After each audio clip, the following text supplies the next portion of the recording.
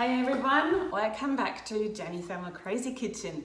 Today I want to show you how you protect your spatulas from being cut. So before we do that, I actually want you quickly to show and understand how your Thermomix blades are working. So let me quickly take the ball apart and showing you my blades in a little bit of close-up. There you can see that we do have a sharp side on this side. That's the way where we're cutting, and we do also have a blunt side.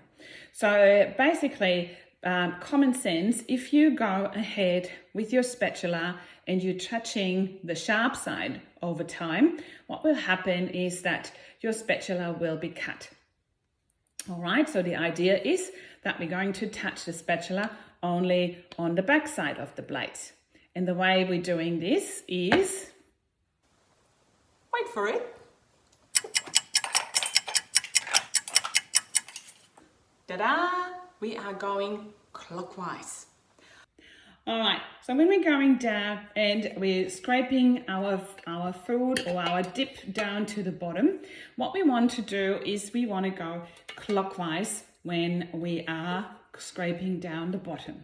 Right, so you can see, so if you're right-handed, you're potentially doing it right anyway all the time. So this goes mostly out to our lefties out here.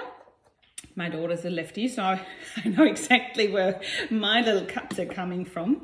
And so what you want to do is only touch the back side and then scrape it out.